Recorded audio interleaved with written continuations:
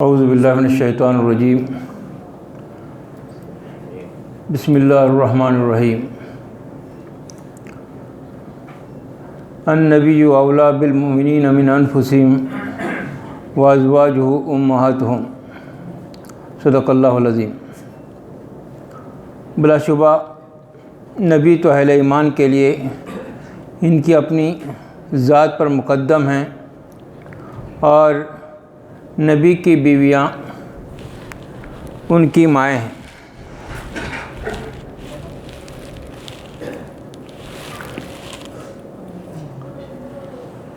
محترم حضرات، آج کا جو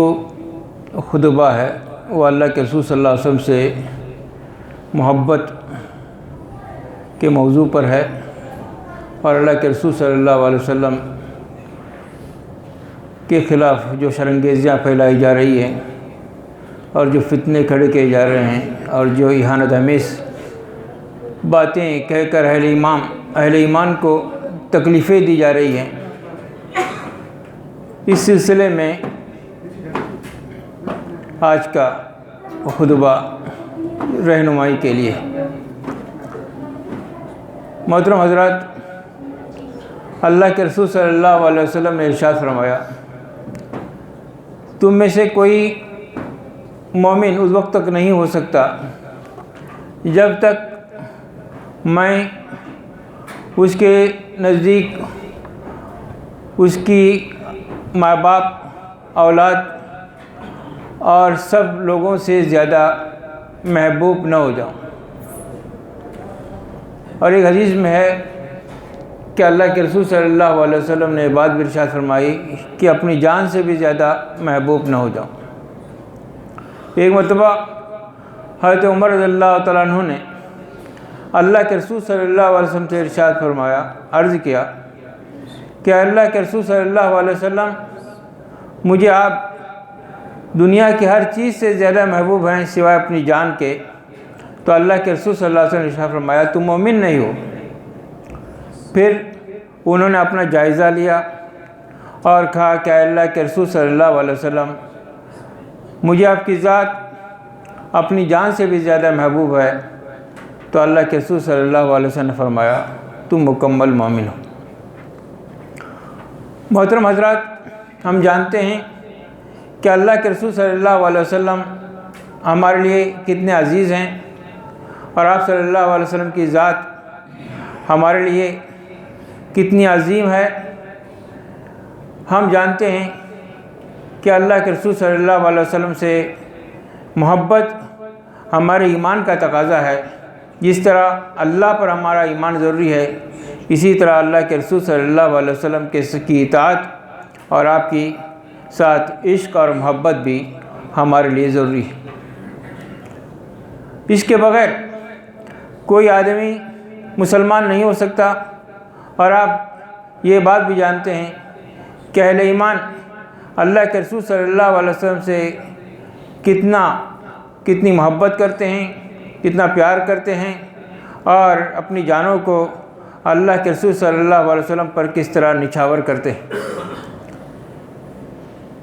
اللہ کے رسول صلی اللہ علیہ وسلم کے صحابہ اکرام رضوان اللہ اجمعین اللہ کے رسول صلی اللہ علیہ وسلم سے کس طرح محبت کرتے تھے، کس طرح ٹوٹ کر چاہتے تھے آپ کے محبت میں، آپ کے عشق میں، اور آپ کے ساتھ عقیدت میں وہ کس طرح وہ گرفتار تھے کہ اللہ کے رسول صلی اللہ علیہ وسلم کی ادنا تکلیف بھی ان کے لیے گوارا نہیں ہوتی تھی۔ ایک مشہور واقعہ ہے جو آپ نے بھی سنا ہوگا کہ غزوہ احد کے موقع پر ایک خاتون صحابیہ جن کے شوہر اور جن کے بھائی اور جن کے بیٹے شہید ہو گئے تھے غزوہ احد کے موقع پر، اور وہ مدینہ منورہ سے نکل کر غزوہ احد کے میدان کی طرف اپنے گھوڑے پر دوڑے چلی جا رہی تھی، بھاگے چلی جا رہی تھی، اور وہ پوچھ رہی تھی، جب یہ افواہ اڑی ہوئی تھی کہ اللہ کے رسول صلی اللہ علیہ وسلم شہید ہو گئے ہیں، تو لوگوں سے پوچھ رہی تھی کہ اللہ کے رسول صلی اللہ علیہ وسلم کا کیا حال ہے۔ تو کہنے والا کہتا تھا کہ آپ کے شوہر کا شہید ہو گئے ہیں، تو کہتی تھی کہ مجھے اپنے شوہر کی فکر نہیں ہے، مجھے اللہ کے رسول صلی اللہ علیہ وسلم کی فکر ہے۔ پھر کہنے والا کہتا تھا دوسرا کہ آپ کے بیٹے بھی میدان جنگ میں شہید ہوئے ہیں اور آپ کے بھائی بھی شہید ہو گئے ہیں، مگر وہ دوڑی بھی چلی جا رہی تھی، اور کہ اللہ کے رسول صلی اللہ علیہ وسلم کو دیکھیں اور تسلی کریں کہ اللہ کے رسول صلی اللہ علیہ وسلم کس حالت کے اندر ہیں، آپ صلی اللہ علیہ وسلم کو کوئی تکلیف تو نہیں ہوئی ہے،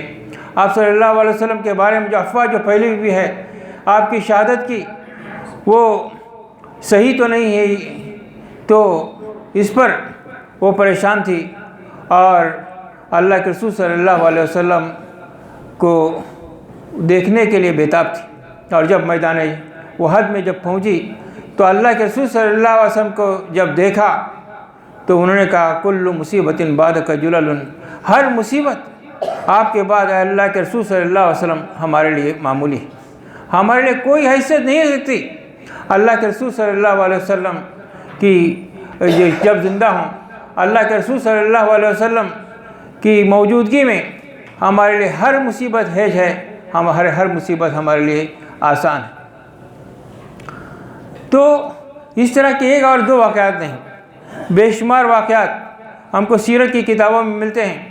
حضرت زید بن دسنا رضی اللہ تعالیٰ عنہ، جو ان کا جو حال ہے عشق رسول صلی اللہ علیہ وسلم میں، جب ان کو مکے کے اندر ابتدائی مرحلے کے اندر جب ان کو پکڑ کر لاتے ہیں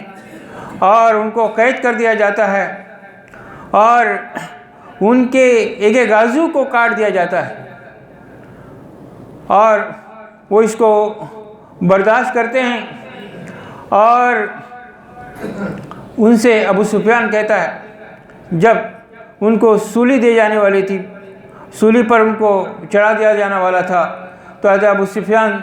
کہتا ہے کہ اے زید، کیا تجھے پسند ہے کہ آج تیری جگہ حضرت محمد صلی اللہ علیہ وسلم ہوتے اور تو اپنے اہل و عیال کے اندر ہوتا؟ تو حضرت زید رضی اللہ عنہ ارشاد فرماتے ہیں کہ اللہ کی قسم میں یہ تو بھی پسند نہیں کرتا کہ میں اپنے اہل عیال کے اندر موجود رہوں اور حضرت محمد صلی اللہ علیہ وسلم کو کوئی ادنا کانٹا بھی چھپے، اور پھر ان کو سولی پر لٹکا دیا گیا۔ یہ اللہ کے رسول صلی اللہ علیہ وسلم سے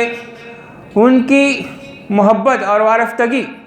اور عشق رسول کا جو ان کا حال تھا وہ تھا کہ اپنی جانوں سے بھی زیادہ اللہ کے رسول صلی اللہ علیہ وسلم کی ذات اقدس کو ترجیح دیتے تھے،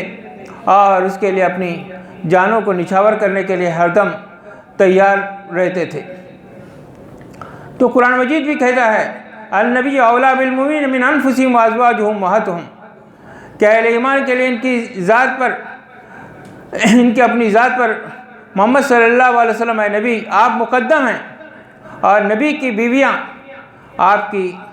وہ اہل ایمان کی مائیں ہیں۔ تو محترم حضرات، اللہ کے رسول صلی اللہ علیہ وسلم کی محبت، آپ کے ہمارے ماں باپ بھی آپ پر قربان ہوں، ہماری ہر چیز آپ پر قربان ہو، اللہ کے رسول صلی اللہ علیہ وسلم سے اہل ایمان کو اس طرح ٹوٹ ٹوٹ کر محبت کرنی چاہیے، کیونکہ اللہ کے رسول صلی اللہ علیہ وسلم کی جو اہل ایمان کے ساتھ جو نسبت ہے وہ تمام تر دوسرے تعلقات سے وہ آپ صلی اللہ علیہ وسلم کا تعلق سب سے بالاتر ہے۔ کوئی رشتہ اس رشتے سے کوئی بڑھ کر نہیں ہے، کوئی تعلق اس تعلق سے بھی بڑھ کر نہیں ہے، اور دنیا کا کوئی رشتہ اس سے کوئی نسبت نہیں رکھتا۔ تو اللہ کے رسول صلی اللہ علیہ وسلم ہمارے لیے ایک اللہ کا پیغام لے کر آئے ہماری ذات کے لیے، اور انہوں نے آپ صلی اللہ علیہ وسلم نے ہم کو ایک سیدھی راہ، ایک سچی راہ آپ صلی اللہ علیہ وسلم نے دکھائی۔ تو اسلام تمام انبیاء اکرام اجمعین کی سے اپنے تعلق کو، اپنی محبت کو اہل ایمان کے لیے لازمی قرار دیتا ہے، اور کسی نبی کے درمیان اہل ایمان کو کہتا ہے کہ ہم کسی نبی کے درمیان کوئی تفریق نہیں کرتے، ہم تمام انبیاء علیہ السلام کی تقدیس کرتے ہیں، ہم ان کا احترام کرتے ہیں، اور ان کا احترام کرنا، ان کی تقدیس کرنا، ان کی عظمت بیان کرنا یہ ہم پر فرض ہے، اور کوئی اس کے بغیر مسلمان ہی نہیں ہو سکتا۔ تو تمام انبیاء علیہ السلام پر ایمان لاتے ہیں اور ان کی تعظیم و تکریم کرتے ہیں، ان کی تصدیق کرتے ہیں۔ تو اسلام نے ہم کو اس بات کی تعلیم دی کہ ہم تمام انبیاء کرام کا احترام کریں، اور دوسرے مذاہب کا بھی ہم کو احترام کرنے کی اسلام نے تاکید کی ہے، یہاں تک کہ شرک سب سے بڑا گناہ، شرک سے بڑھ کر کوئی گناہ نہیں، لیکن اسلام اب کو اس بات کا حکم دیتا ہے لا تسبوا الذین یدعون من دون اللہ فیسبوا اللہ عدوا بغیر علم، کہ اللہ کے علاوہ جو معبودان باطل ہیں تم ان کو گالی مت دو، ان کو برا بلا مت کہو، کیونکہ وہ جہالت کی بنیاد پر وہ تمہارے خدا کو، اللہ کو وہ گالی دیں گے۔ تو اسلام ہم کو اس بات کی منع کرتا ہے کہ ہم کسی دوسرے مذہب کو گالی دیں، ان کے بتوں کو گالی دیں، اسلام ہم کو اس بات سے بھی منع کرتا ہے۔ اور حضرات صحابہ اکرام اجمعین کے دور کے اندر بھی ہم دیکھتے ہیں کہ حضرت ابوبکر رضی اللہ تعالیٰ نے کفار کے مذہبی معاملات کے تعلق سے جو ایگریمنٹ لکھا، جو معاہدہ لکھا، اس میں بات انہوں نے لکھی اپنے گورنروں کو کہ ان کے چرچ اور کنیسے منہدم نہیں کیے جائیں گے، اور نہ کوئی ایسی عمارت گرائی جائے گی جس میں وہ ضرورت کے وقت دشمنوں کے قلعے میں قلعہ بند ہوتے ہیں۔ ناقوس اور گھنٹیاں جو بجاتے تھے اس کو بھی بجانے کی ان کو روک نہیں ہوگی، وہ بجا سکیں گے، اور نہیں تہواروں کے موقع پر ان کو صلیب لٹکانے سے ان کو منع کیا جائے گا۔ اسی طرح ان کے پروہتوں کو، ان کے راہبوں کو، ان کے جو مسیحی جو بزرگ لوگ ہیں ان پر تلوار اٹھانے سے بھی اسلام نے منع کیا ہے، ان کی عبادت گاہوں کو اٹھانے سے بھی اسلام نے منع کیا ہے۔ تو اسلام ہم کو اس بات کا حکم دیتا ہے کہ ایک دوسرے کا احترام کریں، اور کرمنا بنی آدم، ہم نے بنی آدم کو بڑی عزت دی ہے، تو ہم ایک دوسرے کا احترام ہم کو اسلام ہم کو سکھاتا ہے۔ آپ خود غور کیجئے، حضرت عمر رضی اللہ عنہ کو مشہور واقعہ آپ جانتے ہیں، کہتے عمر رضی اللہ عنہ نے فلسطین کو فتح کیا تھا، اور جب وہ فلسطین گئے تھے، جب قلعہ فلسطین کو فتح کرنے کے لیے حضرت عمر رضی اللہ عنہ گئے تھے، تو وہ ایک اونٹ پر سوار تھے، اور کبھی ان کا ملازم اس اونٹ پر بیٹھتا اور کبھی حضرت عمر رضی اللہ عنہ اس پر سوار ہوتے، اور جب بیت المقدس قریب آیا تو ان کا ملازم اس گھوڑے پر سوار تھا، اس گھوڑی پر سوار تھا جب وہ فلسطین میں پہنچ رہے تھے۔ تو غیر مسلم وہاں کے جو عیسائی پادری تھے، عیسائی لوگ تھے، مسیحی یہودی لوگ تھے، انہوں نے اس منظر کو دیکھ کر وہ بہت متاثر ہوئے، حضرت عمر رضی اللہ عنہ کے اس انصاف کو دیکھ کر۔ تو آپ لوگوں کے ساتھ، پادریوں کے ساتھ اور وہاں کے بڑے سرداروں کے ساتھ محو گفتگو تھے، نماز کا وقت ہو گیا، آپ نے نماز پڑھنے کی اجازت چاہی چرچ کے اندر۔ تو انہوں نے بڑی خوشی کا اظہار کیا، انہوں نے کہا کہ ہمارے لیے فخر کی بات ہے کہ آپ ہمارے چرچ میں نماز پڑھیں۔ لیکن حضرت عمر رضی اللہ عنہ نے کچھ سوچا اور کچھ سوچ کر انہوں نے جواب دیا کہ ہم خدا کی ہر زمین پر نماز پڑھ سکتے ہیں، ہمارے لیے کوئی مسئلہ نہیں ہے، لیکن میں چرچ میں نماز نہیں پڑھوں گا، اس لیے کہ مجھے ڈر ہے کہ اس عمل سے آئندہ جب مسلمانوں کو معلوم ہو جائے گا کہ میں چرچ کے اندر میں نے نماز پڑھی تھی تو اس کو ڈھا دیں گے کہ پہلے مسجد تھی اور اس کو چرچ بنا دیا گیا ہے۔ کتنے دور اندیش تھے حضرت عمر رضی اللہ تعالیٰ عنہ، اور حضرت عمر رضی اللہ تعالیٰ عنہ نے اس وجہ سے وہاں پر نماز نہیں پڑھی، کیونکہ ان کو اندیشہ تھا کہ بعد میں اس چرچ کو، اس کلیسا کو، ان کی عبادت گاہوں کو کوئی آئندہ جا کر نقصان پہنچا سکتا ہے۔ تو محترم حضرات، ہم دیکھتے ہیں کہ اللہ کے رسول صلی اللہ علیہ وسلم کو تکلیف دے کر، آپ صلی اللہ علیہ وسلم کی اہانت کر کے اہل ایمان کو جو تکلیفیں دی جا رہی ہیں اور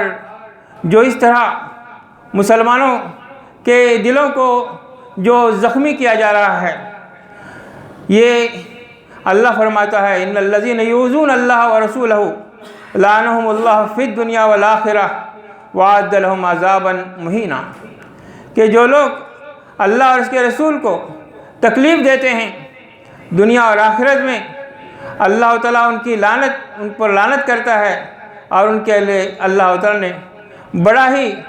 رسوا کن عذاب مہیا کر رکھا ہے۔ محترم حضرات، ہم اگر ہمارے والدین کو کوئی اگر گالی دیتا ہے ہم اس کو برداشت نہیں کر سکتے، تو جائے کہ اللہ کے رسول صلی اللہ علیہ وسلم کے خلاف کوئی زبان درازی کرے، کوئی اہل ایمان کا غصہ ہونا ایک فطری بات ہے، لیکن اس سلسلے میں ہم کو یہ بات بھی یاد رکھنی چاہیے کہ اسلام اس سلسلے میں ہماری کیا رہنمائی کرتا ہے۔ ہم کو ہمارے لیے اللہ کے رسول صلی اللہ علیہ وسلم کی ذات کے میں اس کے لیے کیا نمونہ موجود ہے، ایسے اجتماعی مسائل کے سلسلے میں ہم کو غور کرنا چاہیے اور اللہ کے رسول صلی اللہ علیہ وسلم کی سیرت سے اور آپ کی ذات اقدس سے اس سلسلے میں ہم سب کو رہنمائی لینی چاہیے۔ اس طرح کے واقعات دنیا کے اندر ہو رہے ہیں، اللہ کے رسول صلی اللہ علیہ وسلم کے کارٹونس بنائے جا رہے ہیں، اللہ کے رسول صلی اللہ علیہ وسلم کے سلسلے میں گھناؤنی باتیں کی جا رہی ہیں۔ ظاہر بات ہے کہ کوئی مسلمان اس کو برداشت نہیں کر سکتا۔ آپ دیکھتے ہیں کہ حالیہ جو واقعہ ہوا اس سلسلے میں ساری دنیا کے اندر ایک کھلبلی مچ گئی، اور عرب دنیا کے اندر بھی لوگوں نے اس کو بڑی سختی سے محسوس کیا، اور تمام مسلمان چونکہ ایک جسد واحد ہیں، لہٰذا